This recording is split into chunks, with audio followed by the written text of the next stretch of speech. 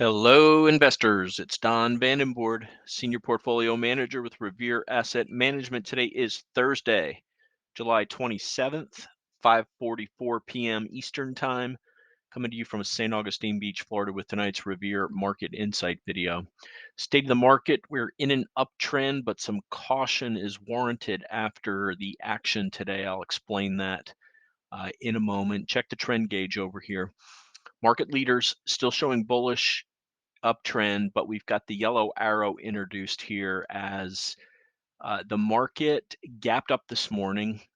I woke up, it was looking at about a 0.5% gap up on the S&P, even more on the NASDAQ 100 on the back of a strong earnings report by Meta last night. Then some strong economic data came out about 8:30, and the futures popped a little bit further. Very nice opening gap.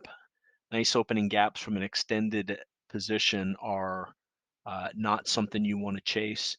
And we had some possible headwinds from Japan and their monetary policy hit the wire early afternoon. We had already started to have somewhat of a negative reversal then, and it accelerated to the downside and rates popped. And coinciding with the rates popping was our indexes putting up outside negative reversals to the downside. A change in character that needs confirmation, but it certainly warrants caution. A lot of negative reversals on leaders, and several of them breaking the 21-day moving average. We had some earnings gaps that completely fell apart.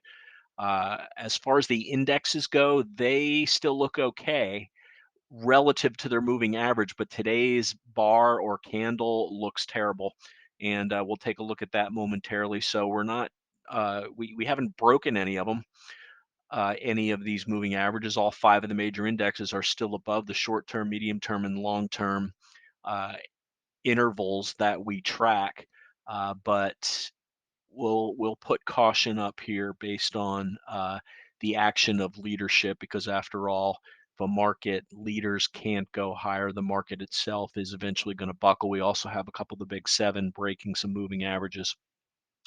So I kind of pretty much summarized what just happened today. Big gap up, outside negative reversal with interest rates up. The final numbers are red. Some of them don't look that bad. But under the hood, the candles or bars representing a lot of tickers today look pretty ugly. RG8, this is our 8 ETF composite. We're going to go through these tickers tonight when we hit the charts. Down 1.11%. S&P up nicely, broke the 4,600 level. That lasted 20 minutes into the open. We put up a high immediately, closed about 9 points off the bottom, but way near the bottom of the range, down 0.64%. NASDAQ 100 was up as much as 1.5%, closed down 0.25%. Dow, no place to hide today, down 0.7%. Mid caps down 1.2, small caps down 1.3. Global 60/40 down 0.63. Big move down in bond prices, meaning big move up in rates. In-house GROTECTION down 0.78%. We sold quite a few things today. We'll talk about that when we get to the charts. And let's get right into those charts. And we'll start with the S&P 500. You can see very clearly here, outside negative reversal, which means the high of the day is above the prior day's high. The low of the day is below the prior day's low. Also broke below the ultra short term 8-day moving average.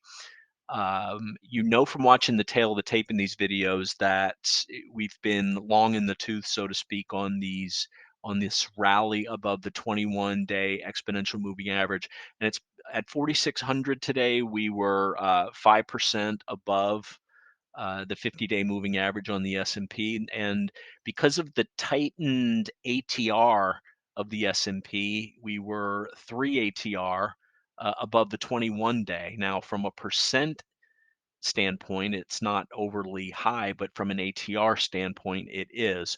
Looking at a 5-minute chart here, this tells you everything that you need to know. You've got your gap up, you've got the first leg down. It bounced right where it should have, 45.83.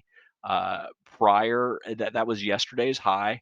Attempted breakout above this 45.82 level, And the two prior breakouts that we had on 6-2 and on 7-12, they stuck. This one, and if this one was going to stick, it needed to hold that bounce at 45.83. But you can see a little after 1 o'clock here, things really started to come apart. That's a harsh move down.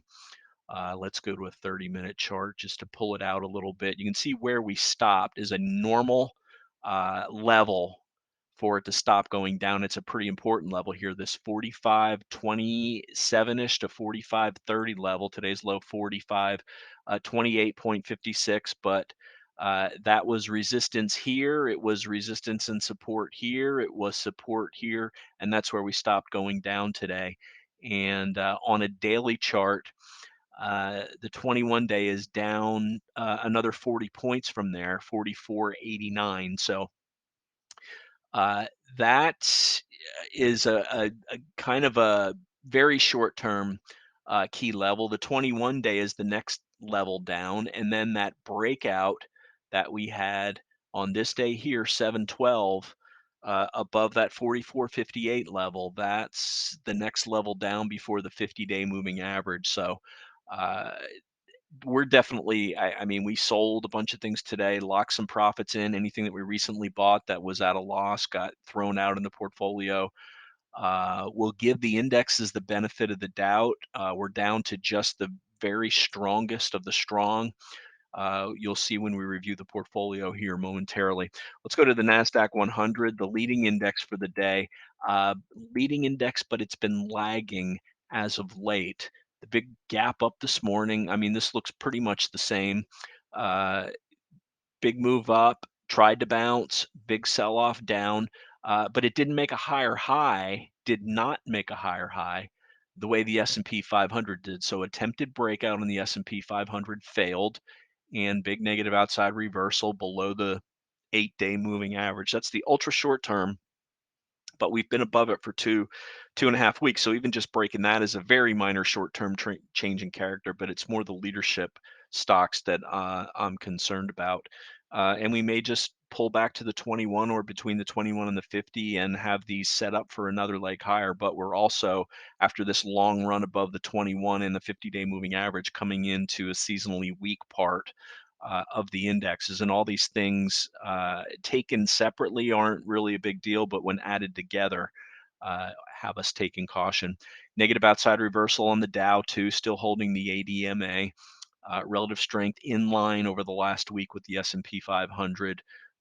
Pretty much extended above its moving averages. The 21-day is now above this 34,600 breakout level. So we'll see what happens if this continues to pull back. This could be a one-day event, but I kind of think there's going to be more to it, but we will ultimately let price and volume decide, just the same way that it decided that a failed breakout on the mid caps today got into this 500 level, new high, broke above 499, negative reversal, closed below the ADMA. So this is an outside negative reversal that covered 6 prior sessions. So certainly a tick up in volatility there, and the VIX did spike today 9.3%.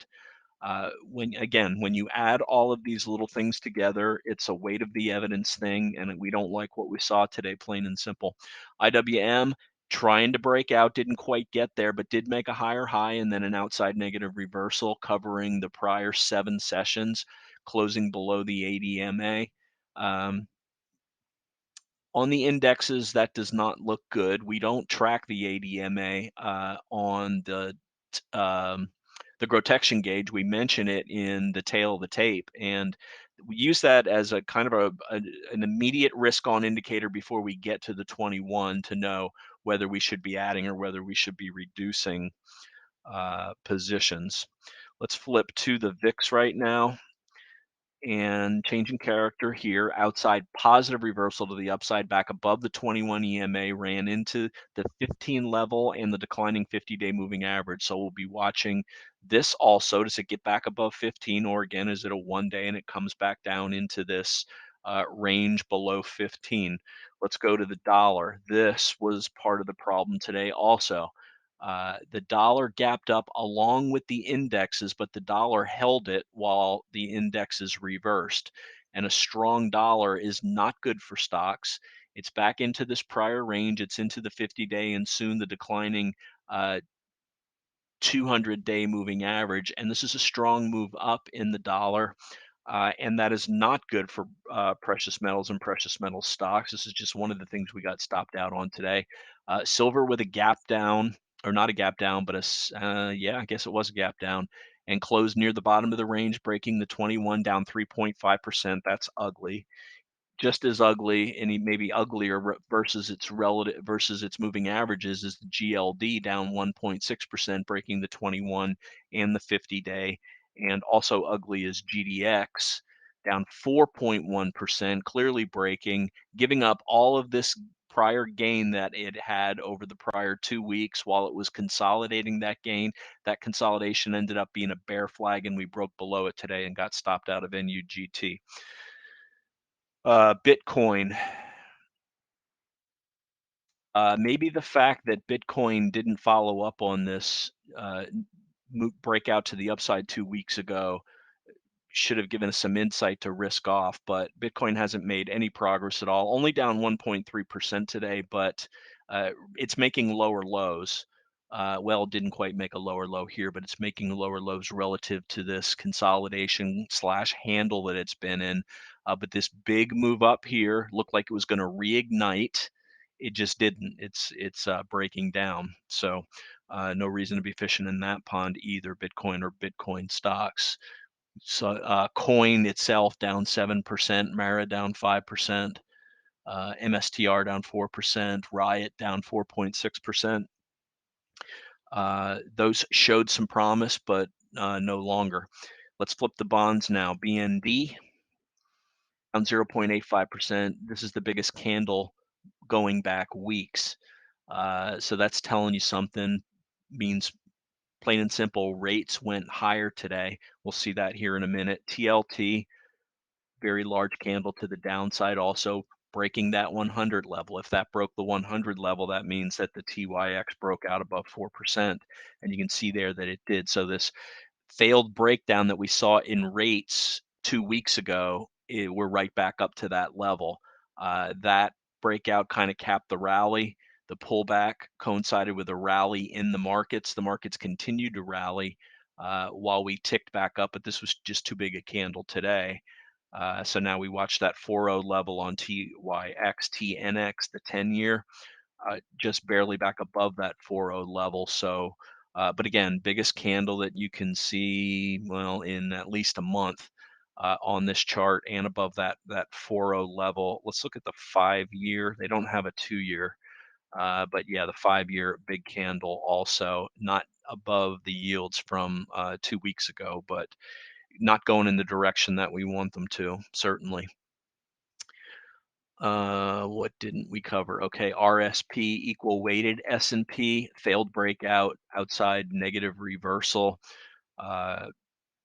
and broke the ADMA. So the index is actually held up a little bit better by some of the big tech names. Google stayed positive on the day. Apple was only down 0.66, Amazon slightly positive, and Meta up 4.4%, Nvidia up 1%. Without that, the indexes would have looked worse, but RSP down 0.88, just a tad worse than the S&P 500.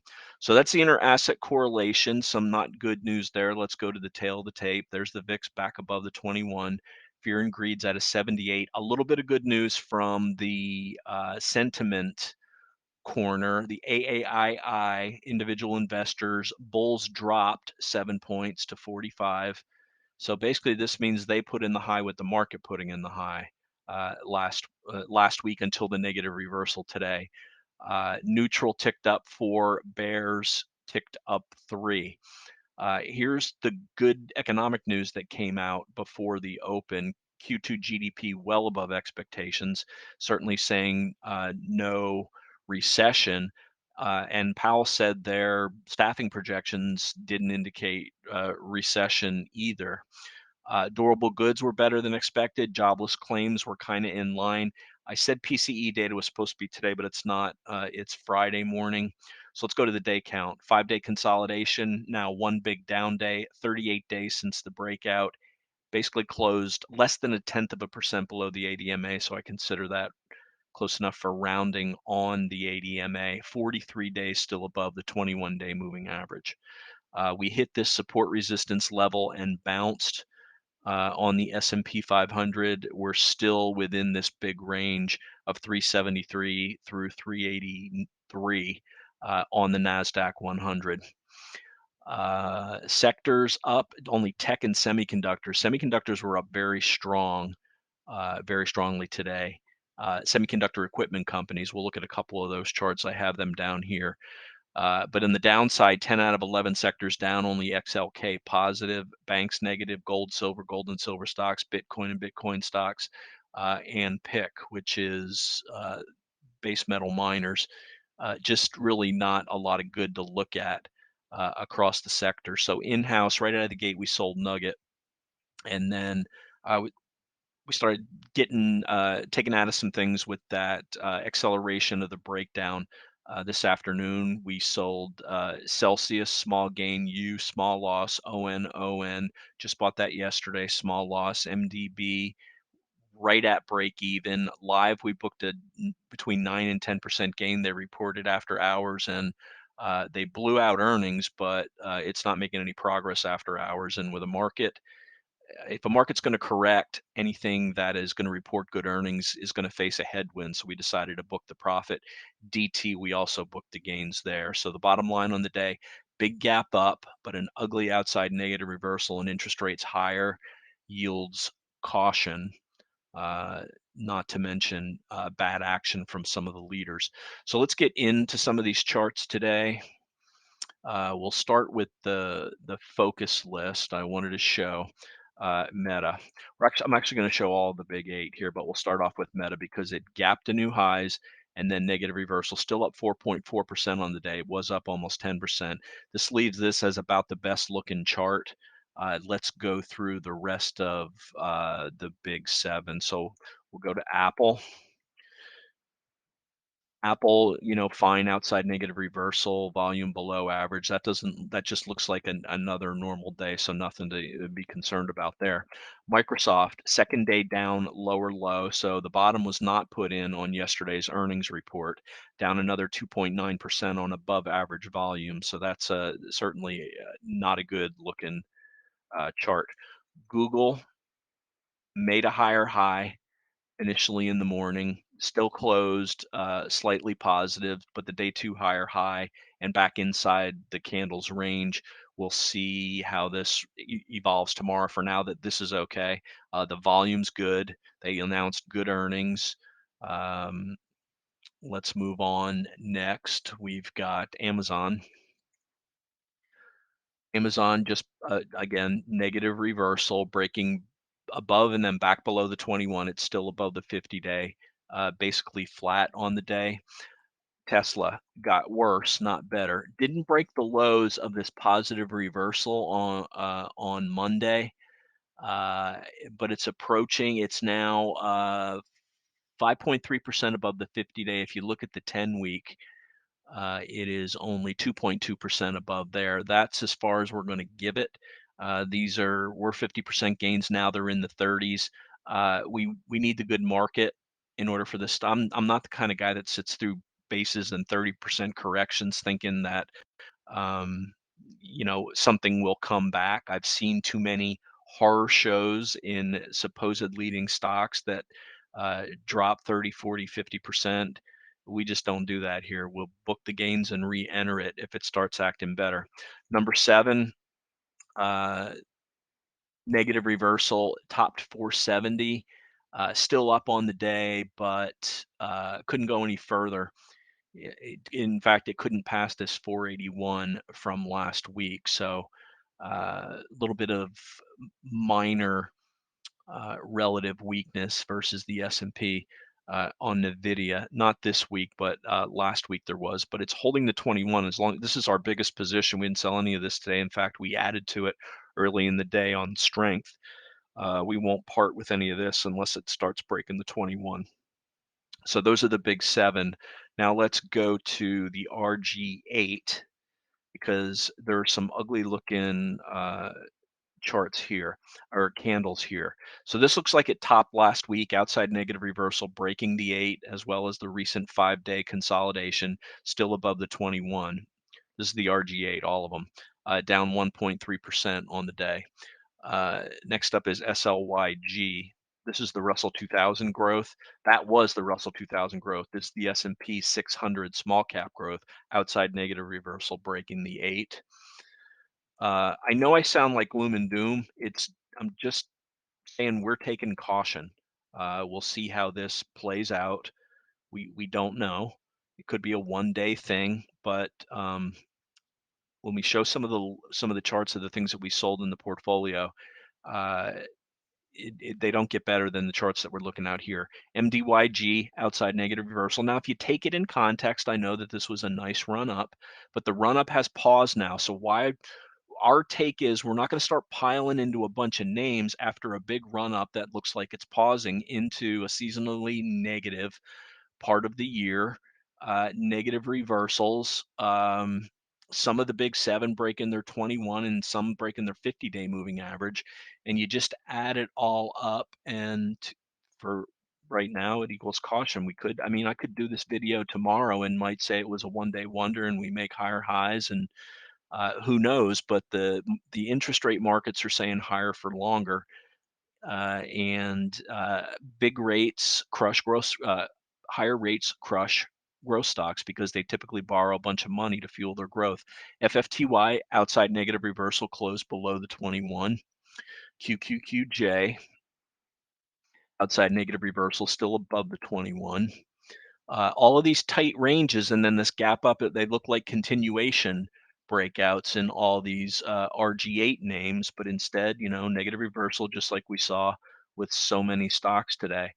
PDP outside negative reversal, breaking below the 21. This action in the RG8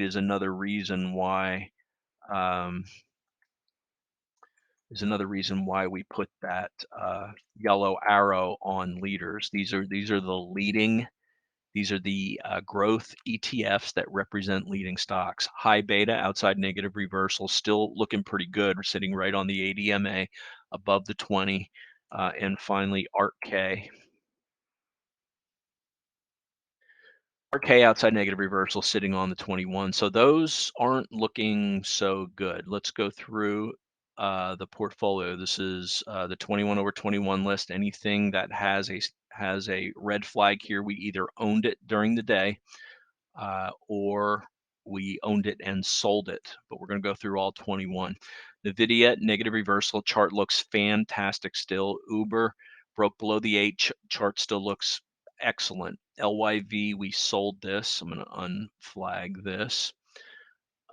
You can see down 1% after hours. This was, like I said last night, if they all rode the ADMA higher like this, but you would think that this was a fantastic stock, and it was, but it just matched the SSO during the holding period. It did twice the S&P, but the best ones do way more than twice the S&P. The best ones being stocks like Tesla, NVIDIA, and SMCI. And even Uber did almost 3 times the S&P. So um, our take here. That's why we had the big position in the SSO. Unity, we sold this huge outside negative reversal, sitting right on the 21. It gapped up. It was up 8%. It reversed. MDB, we got even with our buy yesterday, so we punted on that, sitting right on the 21. SMCI still holding this. This has even outperformed NVIDIA during its holding period. We don't have as big a position in this because of how volatile it is, and that still looks fantastic. ONON, we bought it yesterday. We sold it today. Ugly day on ONON. Outside negative reversal down 6%, right to the 21. This looked like it really wanted to be accumulated last week, but I noticed yesterday after we bought it and after the market reversed higher, it did not participate, and it lagged all day today, and then really heavy selling came in the afternoon, so we punted that. We're still holding our first 2 buys in Tesla down from the 190 area.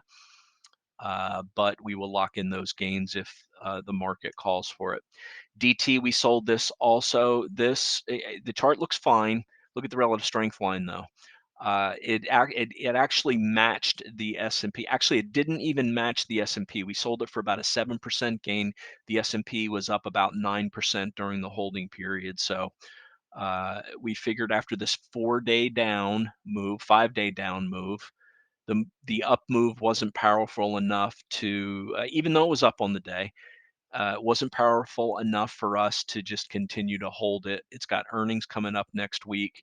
We have like a high single digit gain in it, 7-8%, but uh, we punted it also. We just want to focus on the absolute best of the best. Celsius acted like it wanted to be one of the best several times during this base that it's forming.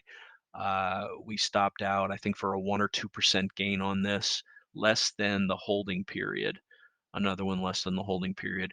We're still holding in our GU, reversed at the 200-day moving average. We've got double-digit gains on our first buy and a small single-digit gain on our second buy. Ferrari, negative reversal sitting on the 21. DraftKings, negative reversal sitting on the 8. Play, negative reversal sitting on the 21. Weatherford, that looks fine. It's an oil stock. Generac, that looks fine, sitting on the ADMA. Tidewater, that looks fine, consolidating its up move. GDX, this is what led us, this break below the 21, the 8, and the 50 is what led us to close our nugget position today for a loss, small loss. Coin, negative reversal sitting right above the 21. AEHR still holding up okay since its earnings gap higher. Palo Alto can't go anywhere. Relative strength declining, still holding the 21. NVO will be punted. It broke the 21 and the 50. Now ENVX, big gap up and just wave after wave of selling today. This went from a 20% gain to a 5% loss. Look at that candle. That'll certainly be coming off the list because leaders don't act like that. FCX, tight. This will do whatever copper ends up doing. ITB homeowners still looking fine. TBT, this might be the way to play rising rates. You can see, I mean, this candle, if this was a growth stock, this is a breakout and we'd have bought it today. But this is the inverse of TLT, and basically it goes up as rates go up. So you can see it's right around this 3150, 3180-ish area. We've got a close eye on buying this. And what else did I want to show? Okay, I keep a list of earnings gaps for Q3. Let's see how they're performing. I've already got 20 of them in here. Let's see what they show. AEHR, we already showed that. Negative reversal today. It's fine since it's gap up. JP Morgan, continuing to ride higher. Still, anything that looks like this really wasn't impacted by today. This is down 1.1%, still riding the ADMA. United Healthcare, acting fine. Normal pullback, still above the 500 level. Autoliv, gap up last week, 4 days consolidating into the 8. F5, big gap up, broke the low of the gap on its second day, bottom of the range today. That's not working. MedPace, huge shakeout, now 2-day pullback. Domino's Pizza, big gap up, going sideways. The gap up was actually on a partnership with Uber Eats, I think. And here's the earnings gap up. This is continuing higher, so that's looking fine. Tenable Holdings gap up, bottom of the range now. Archer Daniels Midland. These kind of stocks benefit from like the rising wheat prices that we're seeing. Nice move up on earnings, consolidating near the high. This might be where money starts flowing, is in these agricultural type names. This is parts for data centers, Vicor, big move up, second day higher high and close positive. Overstock, huge gap up, big negative reversal off the high, but still up 12.6%. Align, big gap up, couldn't hold 400, closed near the bottom of the range. Innovix, we already looked at. Royal Caribbean, gap up, and it held it. Lam Research, nice move up today, gap up on earnings. This is what ignited the semiconductor equipment companies. QuantumScape, big gap up, big negative reversal. Next Tracker, solar stock, gap up, close mid-range. Teladoc, Gap up made a higher high, then a negative reversal. Seagate just reported earnings. That's a decent day one candle. Xpeng got an investment from, it wasn't, these weren't always earnings gaps. I just tracked the gaps. Usually they're earnings, but they could be a catalyst. In this case, Volkswagen invested some money in Xpeng. And those are the 20. So let's go through just a couple more charts, and then I'll wrap. SOX, uh, gap up, negative reversal, still above the 8 and the 21. This looks fine. Semiconductors were strong today, and it was the equipment companies. I just showed the one that gapped up on earnings. KLEC also has earnings today, and it looks like it's up 3% after hours. So more good news from the semiconductor equipment company. AMAT into the 150 area, gap up. LRCX was the one that reported. LRCX. Let's show two more, because remember, Taiwan Semi had a bearish report. It actually is up since its bearish earnings report, but ran into the declining 21 and went lower. ASML is another, is a European company. Gapped down on earnings, didn't give a good report, but it gapped up today with the other semiconductor equipment names. So that's a pretty thorough review here. And the bottom line, as I said on the tail of the tape, ugly outside negative reversal and rates going higher. Short-term caution. That's where we sit. Obviously, you make your own decisions. We're down to just 5 stocks in the portfolio, plus the NUGT oil ETF and our large SSO position, which is the foundation of the portfolio. And with that, I'm going to wrap it up. Remember, it's not how much you make, it's how much of that you can keep. We like to take what the market gives us, but when the market wants to take it back, we're very stingy about giving it back to us. So something looks ugly but corrects itself, you can always buy it back. We don't ever want to be sitting like a deer in the headlights wishing we sold something. That's the worst feeling in the world.